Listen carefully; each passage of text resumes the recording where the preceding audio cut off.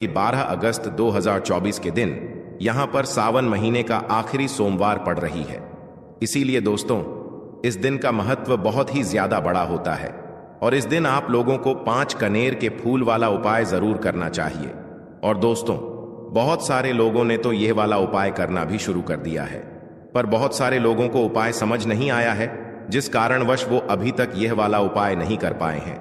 तो इस वीडियो में आप लोगों को हम 12 अगस्त, जिस दिन सावन सोमवार है, इस दिन आप लोगों को 5 कनेर के फूल वाला उपाय जरूर करना चाहिए, जो कि पंडित जी ने अपनी अभी की ही कथा में यहां पर बताया हुआ है। तो दोस्तों, इस उपाय को आपको कैसे करना है, कब करना है, कहां पर करना है और उपाय को करते समय आपको किन किन बातों का ध्यान रखना है, ये सारी जानकारी हम आपको इस वीडियो में देंगे। तो चलिए दोस्तों, उपाय को शुरू करते हैं। देखिए, यह दिन इतना खास होता है, इतना महत्वपूर्ण होता है। देखा गया है कभी कभी बड़े बड़े पूजा पाठ अनुष्ठान से जो मनोकामना पूर्ण नहीं होती है, वह आखिरी सोमवार के दिन एक छोटे से उपाय करने से ही आपकी मनोकामना पूर्ण हो जाती है।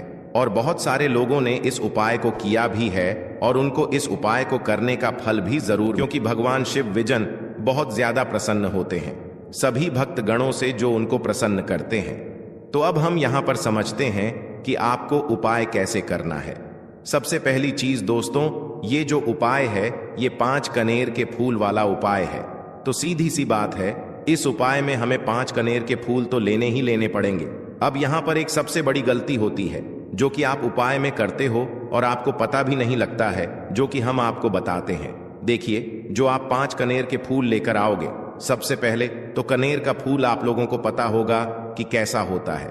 हम आपको जब भी बता देते हैं, कनेर के फूल वो होते हैं जो कि पीले कलर के होते हैं, लंबे लंबे से होते हैं। आप लोगों ने देखे भी होंगे, आप लोगों ने जो थंबनेल में फूल देखा हुआ था वही कनेर का फूल होता है। तो आप लोगों को वैसे ही 5 कनेर के फूल लेकर आने हैं।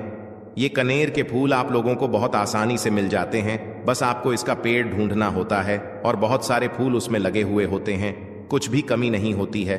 बस दोस्तों, आपको यहाँ पर ध्यान इस बात का रखना है कि अगर यह 5 कनेर के फूल जो है, मतलब कनेर के फूल का पेड़ जो है कहीं बाहर लगा हुआ है, वो किसी के अंडर में नहीं लगा हुआ है, किसी का वो पेड़ नहीं है, तो आप बिना पूछे जो है वह कनेर के फूल तोड़कर ला सकते हो।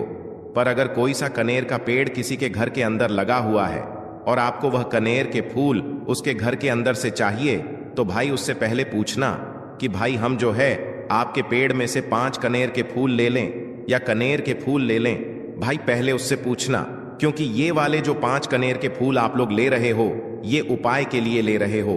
और भगवान शिव जी को उपाय जब हम करते हैं तो भाई पूर्ण रूप से जो है हम पूरे विधि विधान से करते हैं। तो इसीलिए अगर आप किसी के घर में के अंदर जो पेड़ लगा हुआ है कनेर का, उस पेड़ से अगर ये फूल ले रहे हो, तो भाई पहले उस घर के मुखिया से पूछ लेना कि हम आपके पेड़ से कनेर के फूल ले लें। अगर वो हाँ कह देता है तो भाई उसके बाद आप उसके पेड़ से 5 कनेर के फूल ले लेना। अगर कोई कनेर का पेड़ जो है ऐसे ही बाहर लगा हुआ है, खुले में लगा हुआ है, उस पर किसी का भी कब्जा नहीं है, तो वो आप जो है बिना पूछे भी उस पेड़ में से तोड़ सकते हो। पर किसी के घर के अंदर लगा हुआ है तो उससे सकर ही 5 कनेर के फूल उसके पेड़ में से लेना। अब आपके पास 5 कनेर के फूल भी आ चुके हैं। अब दोस्तों, कनेर के फूल के साथ में क्या हमें सीधा उपाय करना है या कुछ सामग्री भी लेकर जाना है? तो देखो, कोई भी उपाय जब हम करते हैं तो सीधा हम उपाय जाकर नहीं करते हैं, उससे पहले हम भगवान शिव जी की पूजन अर्चना भी करते हैं। तो देखो, अगर यह उपाय आप सुबह के समय कर रहे हो, प्रातःकाल कर रहे हो, तो आप लोगों को अपने साथ में कम से कम 1 लोटा जल तो जरूर लेकर जाना ही जाना है। सोमवार का दिन रहेगा, वैसे ही माताएं बहनें अपनी पूजन सामग्री लेकर जाएंगी, तो उन लोगों के लिए कोई दिक्कत नहीं है जो प्रतिदिन शिव जी के मंदिर जाते हैं या सोमवार के दिन अपनी पूरी पूजन सामग्री लेकर जाएंगे। भाई वो वैसे के वैसे ही लेकर जाएं। यह बात उनके लिए है जो कुछ भी लेकर नहीं जाएंगे। भाई वो बस 1 लोटा जल तो जरूर लेकर जाएं। अगर वह इस उपाय को 5 कनेर के फूल वाले उपाय को कर रहे हैं, उसी के बाद में दोस्तों शाम के समय की बात करें, तो भाई शाम के समय अगर आप लोग इस 5 कनेर के फूल वाले उपाय को कर रहे हो, तो अपने साथ में 1 गोल बाती का घी का दीपक जरूर लेकर जाना। जो घी का दीपक लोगे वो आटे का होना चाहिए। आटे का होने के साथ में उसके अंदर गोल बाती रखा आएगी। वो गोल बाती आप अपने हाथों से बनाओगे तो ज्यादा बेहतर होगा। साथ ही में उस दीपक के अंदर जो मतलब चीज डलेगी वो डालेगी शुद्ध देसी गाय का घी। उसके अंदर शुद्ध देसी गाय का घी ही डालना, ना भैंस का डालना, ना मिलावटी बाजार का घी डालना। इस बात का भी आप लोग ध्यान रखना। अगर आपको उपाय का पूर्ण फल चाहिए तो भाई करना क्या है, देखो सुबह अगर उपाय कर रहे हो ना, तो अगर 12 बजे तक भी उपाय करोगे तो भी कोई दिक्कत वाली बात नहीं है, कर सकते हो। सोमवार का दिन बार बार नहीं आता है, आपको पहुंचना है। सबसे पहले तो अपने घर के पास में जो शिव मंदिर हो, शिवालय हो, जहां पर शिवलिंग विराजित हो, वहां पर आप लोगों को पहुंच जाना है। अब वहां पर पहुंच करके सीधा हमें जाकर उपाय करने लग जाना है। नहीं, आपको पहले अपना शिव जी के मंदिर के अंदर प्रवेश करना है, भगवान शिव जी के दर्शन करना है। पहले आपको अपनी अपनी पूजन अर्चना करनी है। जैसे कि एक लोटा जल जो लेकर गए हैं भाई, वो एक लोटा जल चढ़ा दें। इसके अलावा जो भी पूजन सामग्री है, आपकी फूल, धतूरा, गुलाल, अबीर, गुलाल, जो भी चीजें हैं, चंदन वगैरह, उन सारी चीजों से आप पूजन अर्चना कर सकते हो। पर जो उपाय के 5 कनेर के फूल हैं वो आप अलग ही रखना, वो उपाय के समय ही हमें निकालने हैं। तो पहले आप अपनी पूजन अर्चना कर लेना, जैसे आप सोमवार के दिन करते हो, सोमवार के अष्टम के दिन करते हो, वैसे आप अपनी पूजन अर्चना कर लेना। इसी तरीके से शाम के समय है, शाम के समय जब आप अपने घर के पास में जो शिव मंदिर हो वहां पर पहुंचो, तो पहुंचने के बाद आप पहले अपना वह घी का दीपक जलाना। अब घी का दीपक जलाने में भी इस बात का ध्यान रखना, इस घी के दीपक को आपको अपने घर से जलाकर नहीं लेकर जाना है और मंदिर में जाकर भी जलाना है। और मंदिर में जाकर जलाओगे तो उसे अपनी माचिस से ही जलाना है। अपने घर से इस दीपक को जलाने के लिए अपनी माचिस लेकर आना।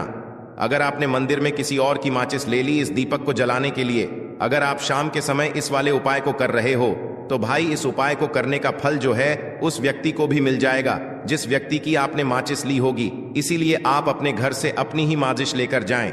उसके बाद में दोस्तों, आप लोगों को एक बात का और ध्यान रखना है कि जब आप उस दीपक को जला दो, जलाने के बाद उस दीपक से आप चाहो तो आरती भी उतार सकते हो, अन्यथा कोई दिक्कत वाली बात नहीं है। आप उस दीपक को भगवान शिव जी के इतने पास मत रखना कि भगवान शिव जी को आंच लगी, थोड़ी दूरी बनाकर ही जो है आप उस दीपक को जो है भगवान शिव जी के शिवलिंग के पास में रखना, क्योंकि अभी हम जो है भगवान शिव जी को प्रसन्न करने वाले हैं। तो इसलिए जो है भगवान शिव जी को आंच ना लगे, इतनी दूरी बनाकर आप उस दीपक को रख दीजिएगा। जैसे ही आपकी पूजन अर्चना हो जाती है, आप जल चढ़ा देते हैं। सुबह के समय गए तो जल चढ़ा देते हैं, पूजन अर्चना हो जाती है। फिर आप उसके बाद में भगवान शिव जी की शिवलिंग के पास में कहीं पर भी बैठ जाइए, सामने बैठ जाइए या आसपास बैठ जाइए। उसी तरीके से शाम के समय है, दीपक जैसे ही लग जाए तो भाई आप अपना उपाय को यहाँ पर कर सकते हैं। और उपाय को करने से पहले आप अपने वह 5 कनेर के फूल निकाल लीजिए, क्योंकि अब हम यहाँ पर उपाय को करने वाले हैं। उपाय को करने के लिए आप शिवलिंग के सामने भी बैठ सकते हैं, आसपास भी बैठ सकते हैं, कोई दिक्कत वाली बात नहीं है। अब हमारे पास 5 कनेर के फूल हैं, तो सीधी सी बात है कि इन 5 कनेर के फूलों को हमें 5 अलग अलग जगहों पर यहाँ पर चढ़ाने हैं। अब वो 5 अलग अलग जगह कौन सी हैं वो हम आपको बताते हैं। देखिए, 5 अपने कनेर के फूल आप अपने सामने निकाल कर रख लीजिए। अब 5 कनेर के फूल में से सबसे पहला वाला कनेर का फूल आप लोग उठाइए और पहले वाले कनेर के फूल आपको कहां पर चढ़ाना है वो आपको चढ़ाना है भगवान शिव जी की शिवलिंग के ऊपर, जो गणेश जी वाला स्थान होता है वहां पर। अब भगवान शिव जी के शिवलिंग के ऊपर गणेश जी वाला स्थान कहां पर होता है? भगवान शिव जी की शिवलिंग होती है, शिवलिंग की जलाधारी होती है। जलाधारी का जो राइट हैंड साइड होगा, मतलब शिवलिंग की तरफ से खड़े होकर देखना कि भगवान शिव जी का सीधा हाथ कौन सा है, राइट हैंड साइड कौन सा है। उस राइट हैंड साइड पर आपको ये पहले नंबर का कनेर का फूल समर्पित करना है और जो फूल का खिला हुआ भाग होगा ना, वो शिवलिंग की तरफ करके ही आप लोग जो है इस पहले नंबर के फूल को भगवान गणेश जी वाले स्थान पर समर्पित करना, जलाधारी के राइट हैंड साइड पर। अब दोस्तों निकाल लेना अपना दूसरे नंबर का कनेर का फूल। अब दूसरे नंबर के कनेर के फूल को आपको कहां पर समर्पित करना है, या आपको समर्पित करना है भगवान कार्तिकेय जी वाले स्थान पर। अब गणेश जी वाला स्थान राइट हैंड साइड पर होता है, तो कार्तिकेय जी वाला स्थान लेफ्ट हैंड साइड पे होता है, जलाधारी के ऊपर है। तो जलाधारी के ऊपर जो लेफ्ट हैंड साइड का जो हिस्सा है वहां पर कार्तिकी जी के स्थान है। तो इस दूसरे नंबर के फूल को आप वहां पर समर्पित कर देना और भगवान से प्रार्थना कर लेना, और फूल का खिला हुआ भाग शिवलिंग की तरफ ही होना चाहिए। अब बात आती है तीसरे कनेर के फूल की। तो तीसरे कनेर के फूल को भी आपको लेना है, और इस तीसरे कनेर के फूल को आपको माता अशोक चंद्र जी वाले स्थान पर समर्पित करना है। अब ये माता अशोक चंद्र जी का स्थान कहां पर होता है दोस्तों? ये जो स्थान होता है ये जलाधारी के बिल्कुल बीचों बीच में होता है। आपने पहला फूल भगवान गणेश जी वाले स्थान पर चढ़ाया, दूसरा फूल कार्तिकी जी वाले स्थान पर चढ़ाया। अब ये तीसरा फूल जो है इन दोनों फूलों के बीचों बीच चढ़ेगा, मतलब जहां पर माता अशोक सुंदर जी का स्थान होता है, खिला हुआ भाग शिवलिंग की तरफ करके ही जो है इस तीसरे नंबर के फूल को आप समर्पित कर देना माता असक चंदी वाले स्थान पर। अब बात आती है चौथे नंबर के फूल की। तो दोस्तों जो चौथे नंबर का फूल होगा ये आप लोगों को कहां पर समर्पित करना है?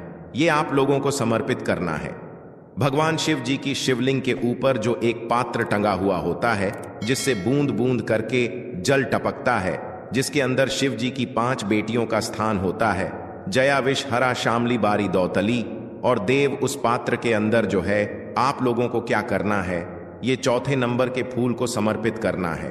अगर किसी कारणवश आपका वह पात्र जो है शिवलिंग के ऊपर जो पात्र टंग हुआ होता है, जिससे बूंद बूंद करके जल टपकता है, वह पात्र उपस्थित ना हो, तो वह आपको क्या करना है कि शिव जी की 5 बेटियों का नाम लेकर जया विष हरा शामली बारी दौतली और देव का नाम लेकर जो है इस चौथे नंबर के फूल को आपको जलाधारी के ऊपर ही कटी शिवलिंग का जो कटी भाग होता है, मतलब जलाधारी के ऊपर ही जो भाग होता है, वहां पर समर्पित कर देना इस चौथे नंबर के फूल को। उसके बाद में दोस्तों बात करते हैं आखिरी नंबर के 5वें नंबर के फूल को, जो कि आखिरी फूल है हमारा। इस 5वें नंबर के फूल को आपको क्या करना है, अगर आपके मतलब जिस मंदिर में आप गए हो वहां पर अगर त्रिशूल लगा हुआ है, तो भाई त्रिशूल का एक मध्य भाग होगा, जहां से वो त्रिशूल के 3 भाग निकले हुए होंगे, तो आपको वो त्रिशूल का एक मध्य भाग देख लेना है।